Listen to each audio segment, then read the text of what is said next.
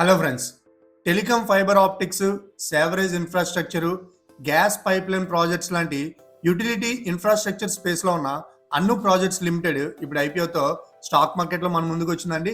అసలు ఈ company business model ఏంటి, IPO dates, price band, issue size, lot size, అలాగే చాలా ఇంపార్టెంట్ అయిన వాల్యూషన్స్, జిఎంపి అండ్ ఫైనల్గా అప్లై చేయాలా లేదా స్కిప్ చేయాలా అన్ని విషయాలు ఈ వీడియోలో క్లియర్గా చూద్దాం. Welcome to Gopi finance Telugu. నేను మీ గోపి.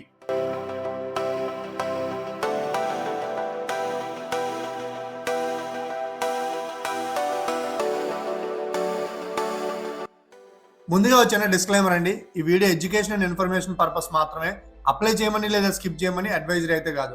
ఫస్ట్ ఆఫ్ ఆల్ ఈ ఐపీఓ మెయిన్ డీటెయిల్స్ మనం చెక్ చేసుకున్నట్లయితే ఈ ఐపీఓ మనకి ట్యూస్డే 25th ఆగస్ట్ ఓపెన్ అయ్యి ఫ్రైడే 28th ఆగస్ట్ క్లోజ్ అవడం అనేది జరుగుతుందండి. అలాట్మెంట్ ఎక్స్పెక్టెడ్ 31st ఆగస్ట్ ఇచ్చారు. ఎస్, మనం అదే ఎక్స్పెక్ట్ చేయొచ్చు. ఇంకా ఇది మనకి both BSc and ఎన్ఎస్సిలో 2nd సెప్టెంబర్ని listing అవడం అయితే జరుగుతుంది అనమాట. ఇప్పుడు price band, issue size, lot size మనం చెక్ చేసుకున్నట్లయితే ప్రైస్ బ్యాండ్ 94 రూపీస్ నుంచి 99 రూపీస్ వరకు ఉందండి. ఒక లాట్లో 151 షేర్స్ అయితే ఉన్నాయి. టోటల్ ఇష్యూ సైజ్ మనం చెక్ చేసుకున్నట్లయితే 175.06 crores ఆఫ్ రూపీస్ అయితే ఇచ్చారన్నమాట. ఇందులో ఒక పాజిటివ్ పాయింట్ ఏంటంటే ఈ 175.06 crores ఆఫ్ రూపీస్ కూడా మొత్తం ఓవరాల్ 100% ఫ్రెష్ ఇష్యూ అనమాట. ఇది ఇన్వెస్టర్స్ కి మంచి గుడ్ న్యూస్ అనే చెప్పుకోవచ్చు. ఇక రిజర్వేషన్ కోట మనం చెక్ చేసుకున్నట్లయితే ఇది అన్ని ఐపీఓల్లో కాకుండా కొంచెం వెరైటీగా క్యూఐబికి ఓన్లీ 10% మాత్రమే ఇచ్చారండి. ఎన్ఐఐ ఆర్ హెచ్ఎన్ఐకి 40% ఇచ్చారు. మళ్ళంటే రిటైలర్స్ అందరికీ కూడా 50% రిజర్వేషన్ కోట అయితే ఇచ్చారు. నార్మల్గా యూజువల్ అన్ని ఐపీఓస్ కూడా 35% ఇస్తారు, బట్ ఈ ఐపీఓ మనకి 50% ఇచ్చారు. సో అలొకేషన్ ఛాన్స్ అయితే ఎక్కువగానే ఉందన్నమాట. ఇది ఒక పాజిటివ్ పాయింట్గా మనం చూసుకోవచ్చు. ఇక కంపెనీ బిజినెస్ మోడల్ మనం చెక్ చేసుకున్నట్లయితే అన్ను ప్రాజెక్ట్స్ ఒక engineering, procurement and construction company అండి. అంటే EPC company. Company mainly over head and under ground utility infrastructure projects execute చేస్తుంది అనమాట. మేజర్ బిజినెస్ వెర్టికల్ గా 3 పోర్షన్స్ లో ఉందండి. టెలికాం ఇన్ఫ్రాస్ట్రక్చర్, సేవరేజ్ ఇన్ఫ్రాస్ట్రక్చర్, అలాగే గ్యాస్ పైప్ లైన్ ఇన్ఫ్రాస్ట్రక్చర్ లో ఉంది. సింపుల్ గా చెప్పాలంటే టెలికాం కంపెనీస్ కోసం ఆప్టికల్ ఫైబర్స్ కేబుల్స్ వేయడం, సిటీస్ లో sewerage pipe lines, treatment related infrastructure develop చేయడం, గ్యాస్ డిస్ట్రిబ్యూషన్ కంపెనీస్ కోసం pipe lines and domestic gas connections develop చేయడం, ఇలాంటి ప్రాజెక్ట్స్ని ఎగ్జిక్యూట్ చేసి కంపెనీ రెవెన్యూ అనేది ఎర్న్ చేస్తుంది అనమాట. కంపెనీకి 20+ years ఆఫ్ ఆపరేటింగ్ హిస్టరీ అయితే ఉందండి. కంపెనీ వెబ్సైట్ ప్రకారం ఇది 2003లో ఇన్కార్పొరేట్ అయితే అయిందనమాట. ఇక ఇది టెలికాం ఇన్ఫ్రాస్ట్రక్చర్లో ఏం చేస్తుందంటే కంపెనీ ఓఎఫ్సి అంటే optical fibre cable network design చేసి లే చేస్తుంది. Overhead, underground telecom infrastructure రెండిట్లో కూడా వర్క్ చేస్తుంది.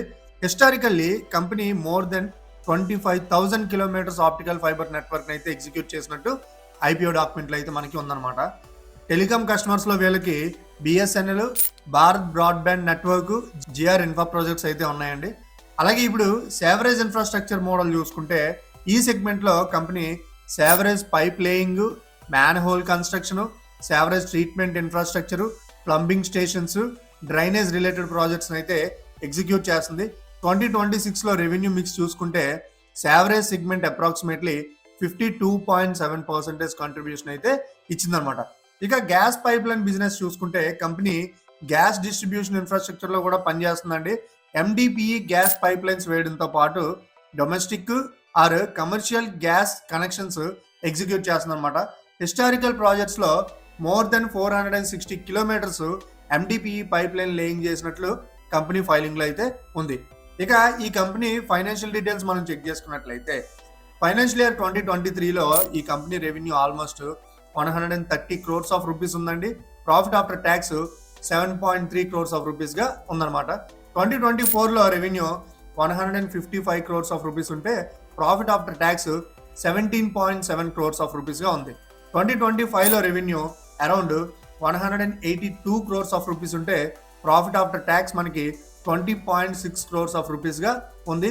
అలాగే 2026 చూసుకుంటే రెవెన్యూ 241.2 crores ఆఫ్ రూపీస్ ఉంటే profit after tax 33 crores of rupees గా రిపోర్ట్ చేసింది అనమాట. సో ఓవరాల్ గా చూస్తే రెవెన్యూ గ్రోత్ పాజిటివ్ గా ఉందండి, ప్రాఫిట్ గ్రోత్ కూడా పాజిటివ్ గా ఉంది, ప్రాఫిటబిలిటీ కూడా ఇంప్రూవ్ అవుతున్న ట్రెండ్ అయితే మనకి కనిపిస్తుంది అనమాట.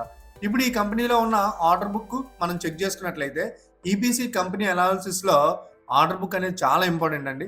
సో March 31, 2025 నాటికి కంపెనీ దగ్గర 32 ఆన్ గోయింగ్ ప్రాజెక్ట్స్ ఉన్నాయన్నమాట. అంటే total order value approximately 1362 crores of rupees అయితే ఉంది. ఇందులో 5 టెలికాం ప్రాజెక్ట్స్, 14 సేవరేజ్ ప్రాజెక్ట్స్, అలాగే 13 పైప్ లైన్ ప్రాజెక్ట్స్ అయితే ఉన్నాయండి. సో మంచి ఆర్డర్ బుక్ అయితే ఉందని మనం మాట్లాడుకోవచ్చు.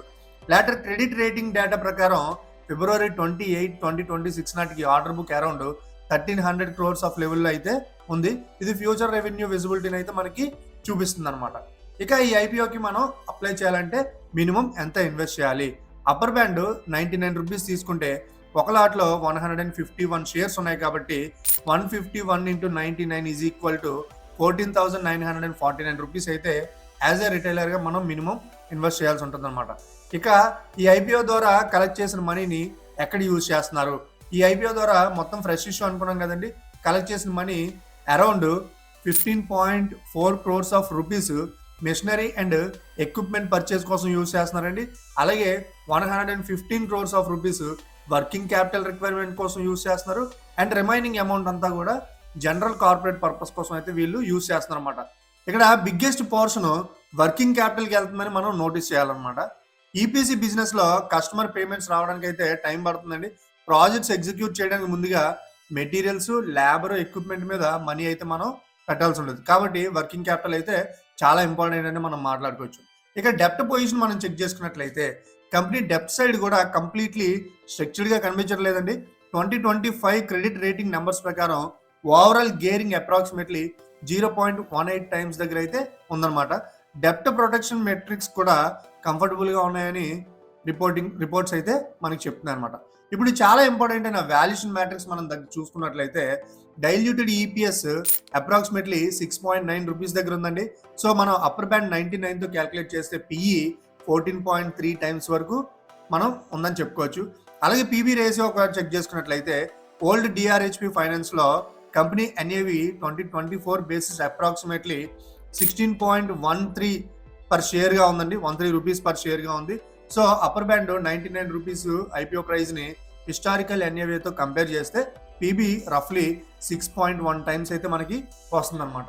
ఇక పీర్ కంపారిజన్స్ మనం చెక్ చేసుకున్నట్లయితే కంపెనీ డిఆర్హెచ్పిలో మెన్షన్ చేసిన కొన్ని పీర్స్ లిఖిత ఇన్ఫ్రాస్ట్రక్చర్ పిఈ అరౌండ్ 18.17x గాను, Bondada engineering PE around 21.09x గాను, EMS limited PE around 19.7x గాను, అలాగే Vishnu Prakash R Punglia PE around 5.21x గాను, అలాగే సియోగ్ టెలిమెటిక్స్ పిఈ అరౌండ్ 15.9x గాను ఉన్నాయండి. సో 2026 లేటెస్ట్ ఎర్నింగ్స్తో ప్రీ ఇష్యూ బేసిస్ కంపేర్ చేస్తే అన్ని ప్రాజెక్ట్స్ వాల్యూస్ను రఫ్లీ లోవర్ అండ్ టు రీజనబుల్ రేంజ్లో అయితే మనకి కనిపిస్తుందని మాట్లాడుకోవచ్చు.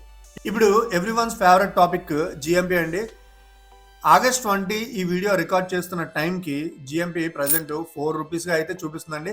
అయితే మనం జిఎంపీ మీద ఇప్పుడే డిపెండ్ అయ్యి ఫుల్ డెసిషన్ అయితే తీసుకోలేము. మార్కెట్ సెంటిమెంట్ బట్టి జిఎంపీ చేంజ్ అవుతూ ఉంటుంది కాబట్టి చివరి వరకు చూసి మాత్రమే జిఎంపీ మీద మనం ఒక డెసిషన్ తీసుకోవాలన్నమాట. ఇక ఈ ఐపీఓకి అప్లై చేయడానికి ఏమైనా పాజిటివ్ పాయింట్స్ ఉన్నాయా? ఎస్, కొన్ని పాజిటివ్ పాయింట్స్ అయితే ఉన్నాయండి.